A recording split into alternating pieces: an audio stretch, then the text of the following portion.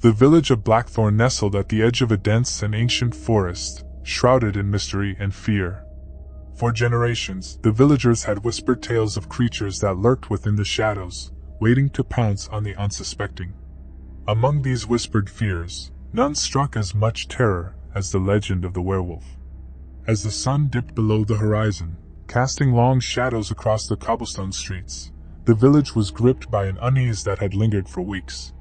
It began with the gruesome discovery of mutilated livestock. Chickens with their feathers torn asunder, cattle with throats brutally ripped open, and the once vibrant sheep now lay lifeless, their blood staining the earth. Fearful whispers spread like wildfire, and it didn't take long for the villagers to cast accusing glances at each other, wondering who among them could be responsible for the gruesome carnage. The town square buzzed with tension as the village elders convened in emergency council meetings, desperately seeking a solution to the terror that gripped their hearts. It was during one such meeting that the finger of suspicion pointed squarely at Eldrick, a solitary figure who lived on the outskirts of Blackthorn. Eldrick was a man of few words, and his dark, brooding demeanor had always made him an outsider in the close-knit community. Rumors about Eldrick had circulated for years.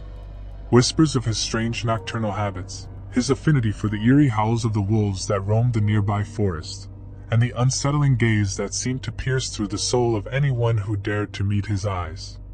As the townsfolk huddled in the flickering candlelight, fueled by paranoia and fear, they decided that Eldrick was the root of their troubles.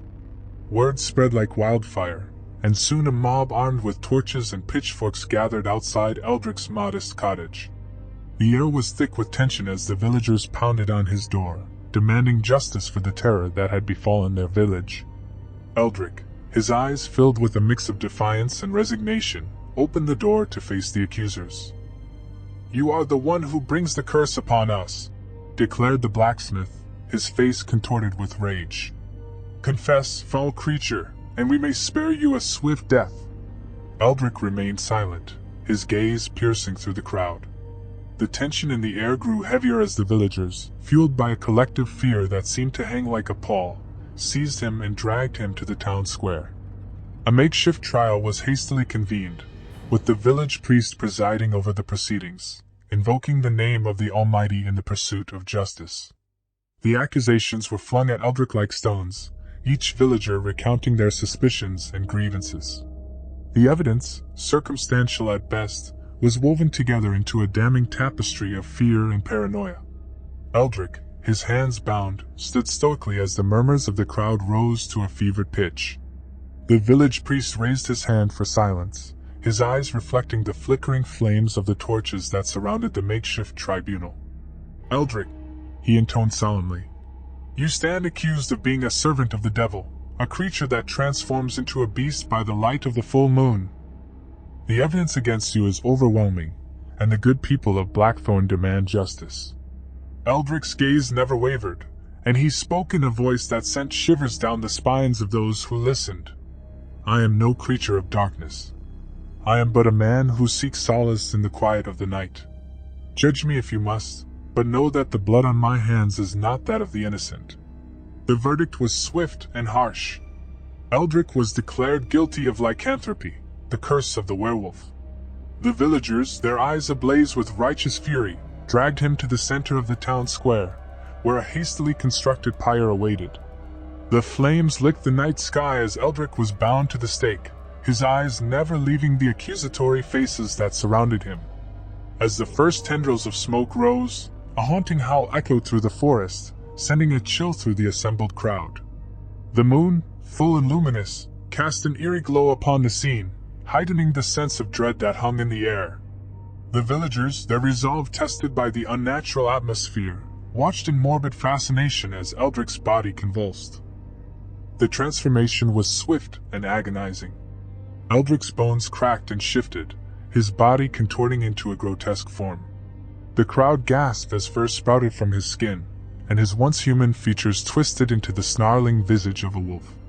The air was thick with the stench of sulfur as Eldrick, now a creature of nightmares, broke free from his restraints. The villagers, paralyzed by fear, watched helplessly as the werewolf Eldrick roamed the town square.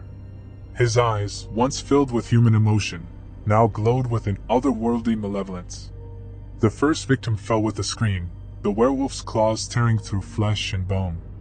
Panic erupted as the townsfolk scattered, but there was no escape from the wrath of the beast that now roamed their midst. The once peaceful town square transformed into a nightmarish battleground. The werewolf Eldrick, driven by an insatiable hunger for blood, tore through the fleeing villagers with savage abandon. Panic and chaos reigned as the desperate cries of the wounded mingled with the howls of the supernatural predator. The village priest, his faith shattered by the unholy spectacle before him, stumbled backward as the werewolf's gaze locked onto him. The creature lunged, its fangs sinking into the priest's throat, silencing his prayers forever. The flames of the pyre, forgotten and abandoned, cast grotesque shadows as the werewolf continued its rampage. The once proud village of Blackthorn was now a scene of horror and devastation. The cobblestone streets were stained with the blood of the innocent, and the air echoed with the anguished cries of those who had fallen to the cursed creature. The werewolf Eldrick, now a monstrous embodiment of the villagers' darkest fears, roamed through the smoldering ruins, its fur matted with the blood of its victims.